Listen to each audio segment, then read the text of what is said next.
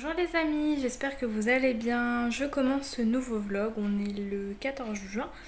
Je vais essayer de vous faire pas un vlog par jour parce que j'aurai pas assez de contenu je pense, mais de vous en mettre régulièrement. Je dis bien je vais essayer parce qu'à chaque fois je le dis et puis comme dans la vie de tout le monde il y a des imprévus. J'ai super chaud. Je sais pas combien il fait dans ma maison là mais on doit être dans les 26. Voilà, j'ai très très chaud. Et pourtant on est en Bretagne, alors j'imagine les copains du sud, ça doit pas être très très agréable à vivre. Je vais vous montrer ce que je lis en ce moment. Donc dans le dernier vlog que vous avez vu, on est parti en vacances avec le chéri, donc mardi, mercredi, jeudi. Non, mercredi, jeudi, vendredi. Et donc du coup je n'ai pas lu, et dans le dernier vlog je vous disais que j'étais là-dessus, donc je n'ai pas lu en rentrant. Je l'ai corné, n'importe quoi toi. Voilà, donc je ne l'ai pas lu en rentrant. Là, je vais lire. Je vais me poser pour lire là, justement. J'attaque aussi ce beau bébé. Ah, il est lourd. Qui s'appelle donc Colors Collector de Fanelia. Et en fait, donc je vais vous montrer un peu l'intérieur. Présente comme ça. Donc voilà. Et c'est classé par couleur, vous voyez. Donc là, on commence. Bon, bah ça, c'est. Moi, j'ai déjà lu puisque je suis page 33. C'est pour vous montrer. Donc on commence avec le rouge. Voilà. On a plein d'explications à chaque fois sur pourquoi elle a choisi ces dessins-là. Voilà. C'est très joli. Franchement, c'est un travail de dingue. Donc voilà. Donc moi, je me suis arrêtée là pour l'instant. Et en fait, voilà, elle a fait un peu de tout. Enfin, toutes les couleurs. C'est vraiment très joli. Donc voilà.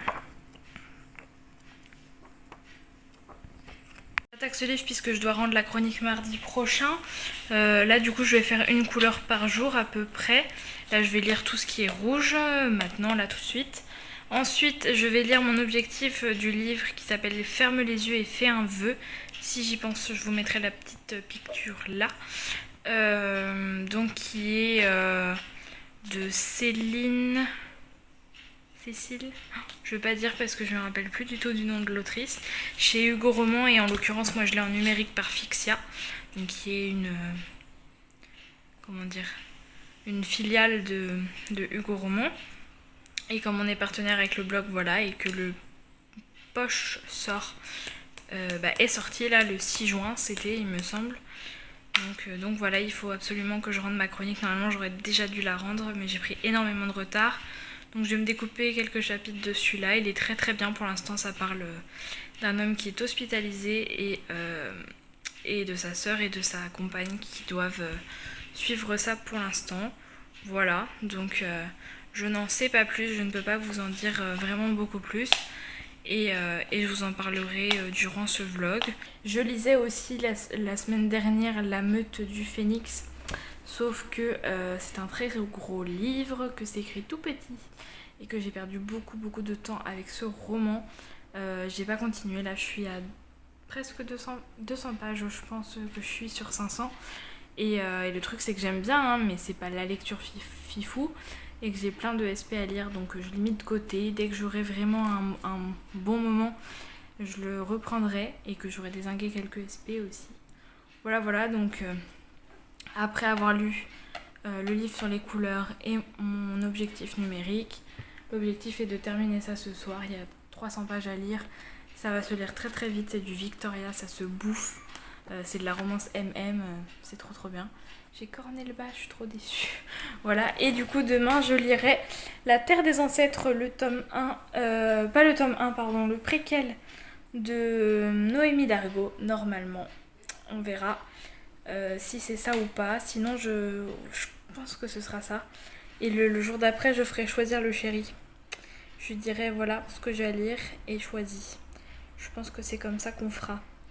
Voilà, bah écoutez je vous laisse et puis je vous dis à une prochaine dans cette vidéo. Les amis, je vous reprends, on est le 16 juin, il est 17h04 à mon écran d'ordinateur. Je vais vous faire des petits points lecture là maintenant tout de suite et puis ensuite je vais aller lire tranquillement. Hier je vous ai pas pris dans le vlog parce que j'ai pas eu le temps, Je sais plus ce que j'ai fait hier, mais j'ai pas... Si, hier on a été se promener, c'est vrai. Puis après on a dormi chez mes parents, donc c'est pour ça que je vous ai pas montré. Donc j'ai terminé Joaquin, j'étais là-dessus quand je vous ai pris, il me semble, dans le vlog. C'était vraiment chouette, donc je vais vous faire un petit résumé. Donc on suit Joaquin, donc c'est le tome 2 de Pax, donc de la saga Renegade de Victoria.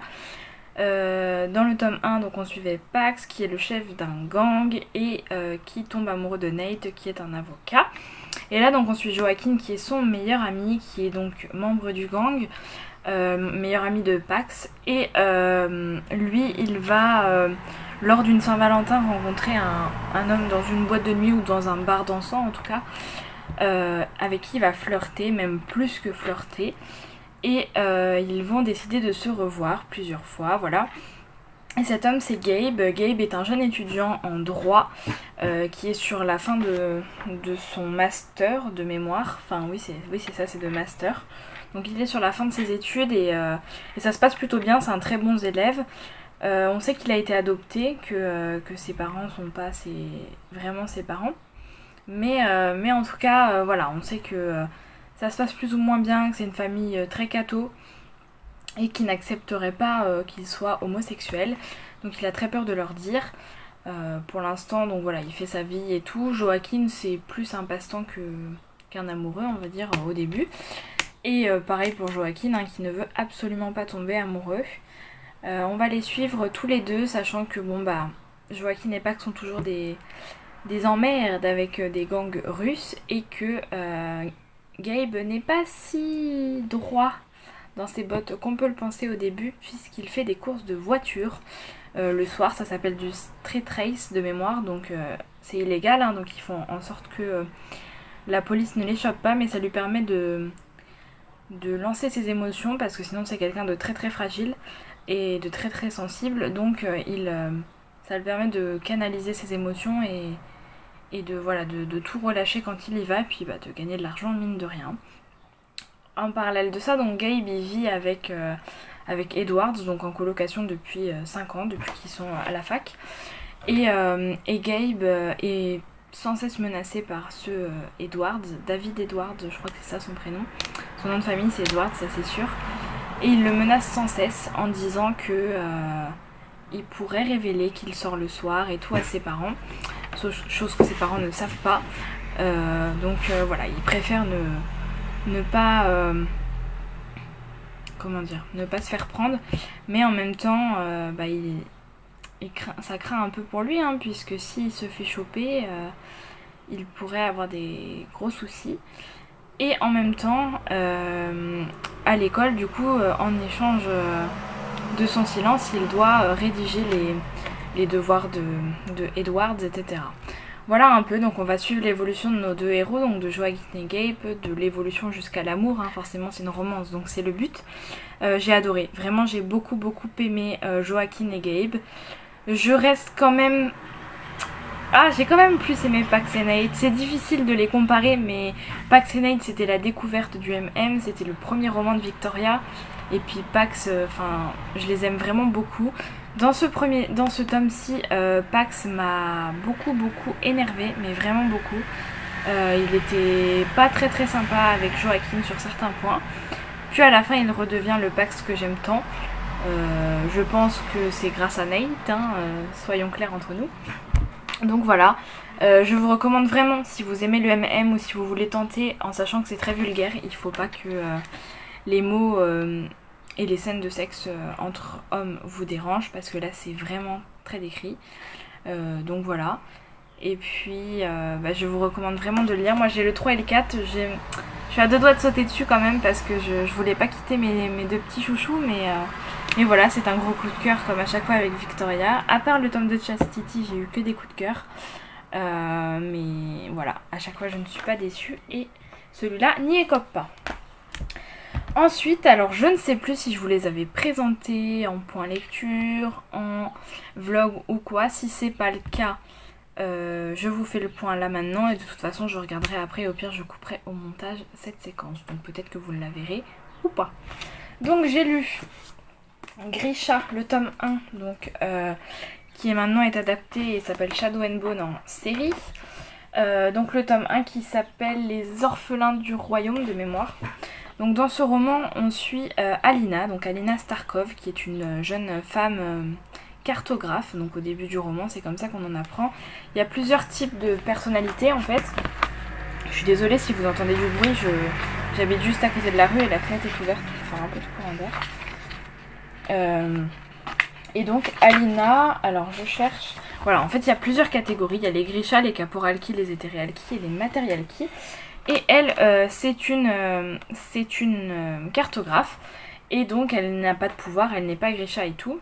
Et elle est très proche de Mal, donc qui s'appelle en vrai... Mal, je ne sais plus son nom de famille, bon c'est Mal. Et donc ils sont très proches tous les deux, ils s'entendent super bien, lui il est soldat, donc pareil sans pouvoir et tout. Et les soldats et les cartographes sont quand même très proches parce que en fait tous les humains sans pouvoir en fait sont très alliés pour plein de choses, hein, puisque les soldats ont besoin des cartographes pour certaines actions, et puis inversement. Voilà. Et donc on commence à les suivre et tout, à rentrer dans l'univers, à savoir qu'il y a des Grisha donc qui vivent quand même sur le même camp, hein, ils s'entendent bien. Même s'il y a quand même une rivalité, hein, on sent que les Grisha sont pas forcément bien vus et que ils sont un peu mis de côté quand même. Et quand on apprend qu'on est Grisha, on n'est pas forcément très content. Hein. C'est infect. Il n'y a jamais personne qui passe dans ma rue. Je commence à tourner une vidéo. Il y a plein de gens. Voilà. Et en fait, un jour, donc ils vont avoir une excursion. Ils vont devoir aller dans le Fold. Le Fold, qu'est-ce que c'est? C'est ce qui sépare Ravka Est de Ravka Ouest de mémoire. Je suis un peu perdue avec les noms. Mais je crois que c'est ça. Ah non, peut-être pas. Enfin bref, en gros, le Fold, ou la non-mer si vous voulez, c'est ça. Et donc, pour passer d'un à l'autre, il faut passer par ce Fold. Qu'est-ce que c'est un peu le mythe de ce Fold? Le mythe, c'est que le Fold a été créé par l'hérétique noir, donc qui était un Grisha très puissant, qui contrôle les ténèbres, et qui du coup, un jour d'énervement, a créé ce Fold pour éliminer les humains, puisque les humains traitaient pas très bien les Grisha. En gros, un peu, voilà ce qu'on nous dit. La personne de l'hérétique noir, on n'a pas très envie de le croiser, même si plus ou moins les gens pensent qu'il est mort et que voilà, que c'est terminé. Plus ou moins, je dis bien. Et en fait, donc Alina et Mal vont devoir faire une excursion. Alina va gruger pour pouvoir être dans le même bateau et aller dans le Fold avec eux. Dans le Fold, ils vont se faire attaquer, et au moment où ils se font attaquer, Alina va protéger Mal, et les autres d'ailleurs, et faire un grand éclairci de lumière. À partir de ce moment-là, tout le monde va l'appeler l'invocatrice de lumière. C'est un personnage qu'on recherchait depuis longtemps, puisque associés à la personne des ténèbres, ils peuvent détruire le Fold. Enfin, la personne qui contrôle le plus les ténèbres, ils peuvent détruire le Fold. Donc ceux qui contrôlent les ténèbres sont les descendants de l'hérétique noir, hein, en revanche. Et dans les descendants de l'hérétique noir, il y a le Darkling. Donc le Darkling, c'est un peu celui qui gère le Little Palace, où elle va être envoyée pour être mise loin de tout le monde, parce que tout le monde va vouloir mettre sa tête à prix, quoi. Tout le monde va vouloir la tuer. Et donc voilà, elle va partir faire une autre vie dans le Little Palace. Au début, Mal va pas trop savoir quoi en penser, parce que en fait, quand ils étaient petits, normalement tous les enfants ont un test pour savoir s'ils vont être Grisha. Elle y a réchappé, et du coup Mal pense que les gens vont lui mettre en tête que en fait elle savait qu'elle était Grisha et elle voulait pas le dire. Et en vrai la vraie version d'Alina, c'est qu'elle voulait pas être loin de Mal, et elle savait que si elle était Grisha, elle devrait partir pour faire des apprentissages loin, quoi. Donc voilà un peu l'idée de l'histoire. Je vais pas vous en dire beaucoup plus, il y a tout un truc autour du cerf, c'est pour ça aussi que c'est la couverture, c'est un animal qui va être très important dans ce roman. Et j'ai vraiment beaucoup aimé. Je suis désolée si c'est cafouillis, il fait très chaud et j'ai l'impression de dire n'importe quoi dans mes avis, mais bon.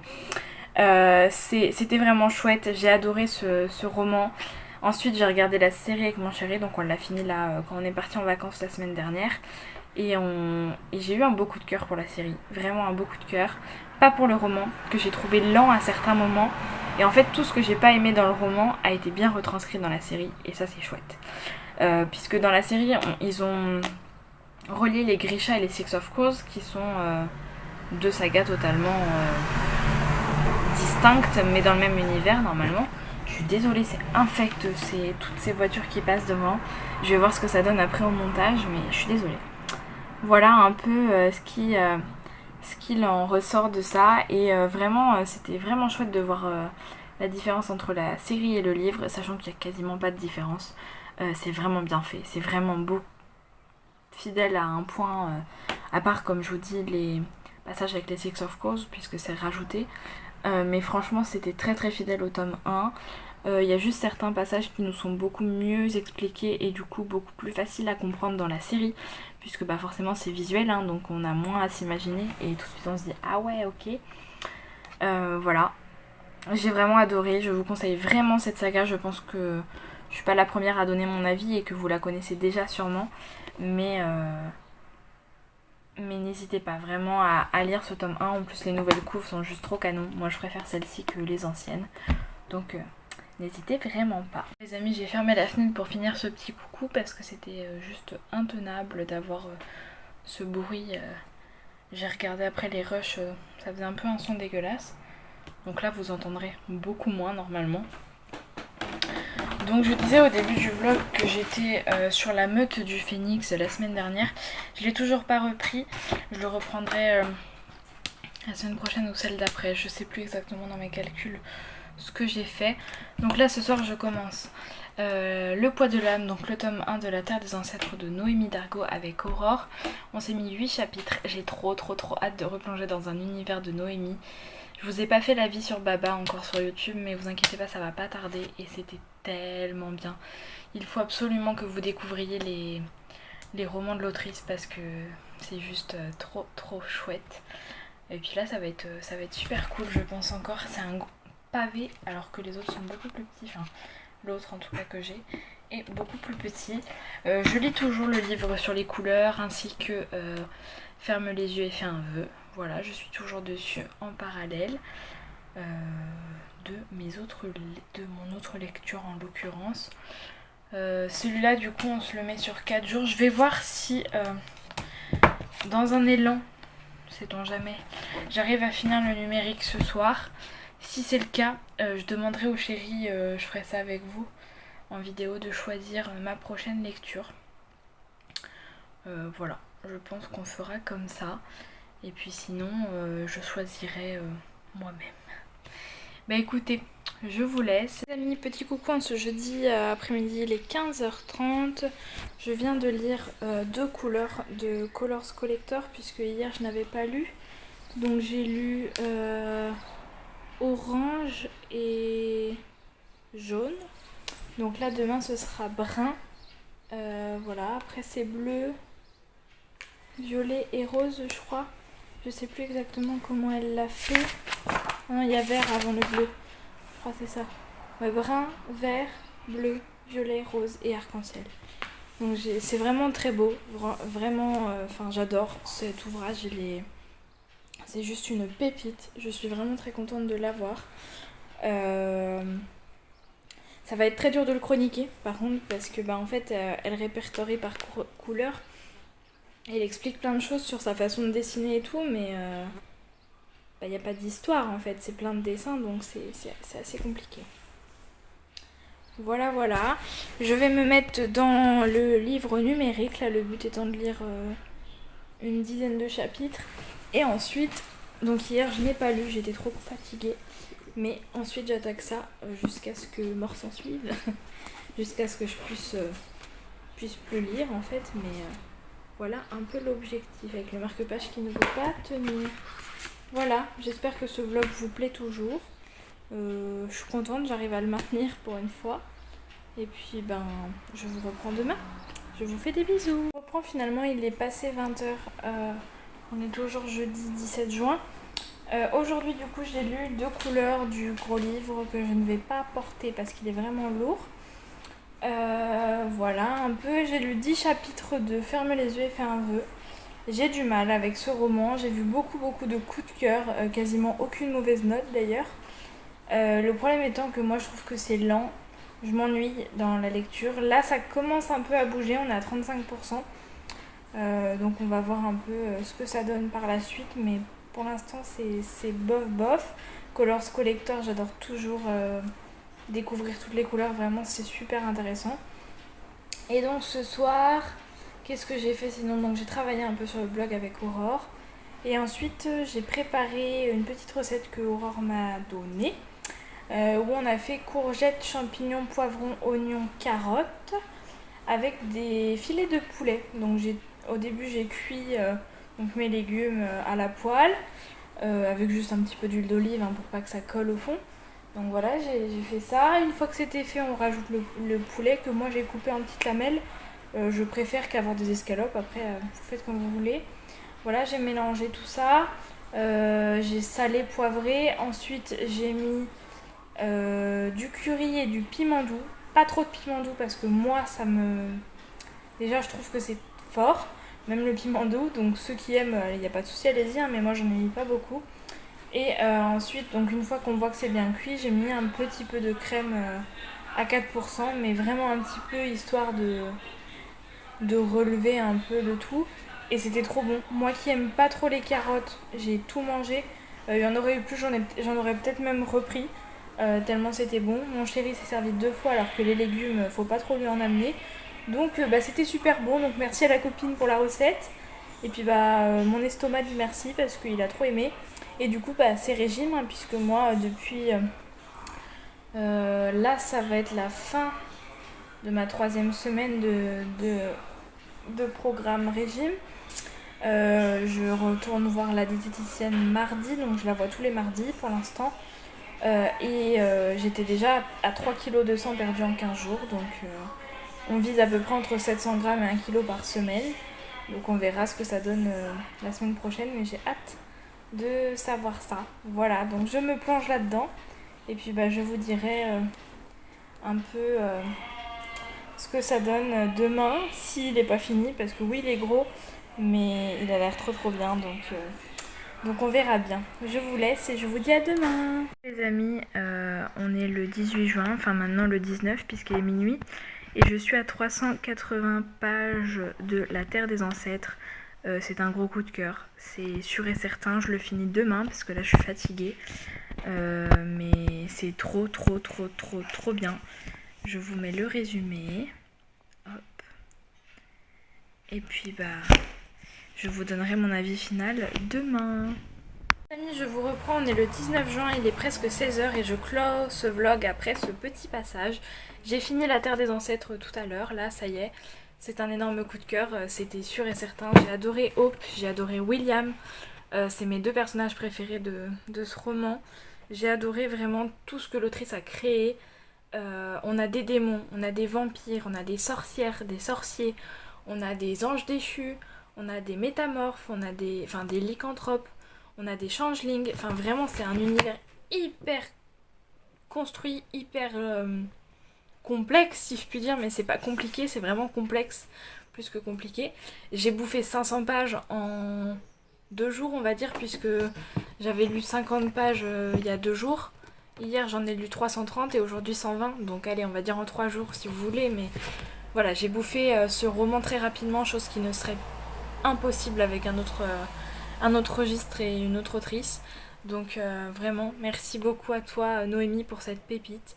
J'ai passé un excellent moment jusqu'à la fin, j'ai tremblé pour les personnages, j'ai eu peur pour eux, voilà, trop d'émotions. Et maintenant tout ce qui va passer après va être nul, mais nul de chez nul. C'est génial. Voilà. Bon je vous laisse, c'était le dernier coucou. Je vais vous poster ce vlog là juste après justement. Comme ça vous fait une petite vidéo avant que je parte en week-end. Enfin en week-end. Dimanche, lundi, mardi, c'est le week-end pour moi, mais dans l'autre sens. Voilà. Et puis n'hésitez pas à lire La Terre des Ancêtres. N'hésitez pas. Vraiment c'était trop bien. Je vous laisse, je vous fais des gros bisous et je vous dis à une prochaine vidéo.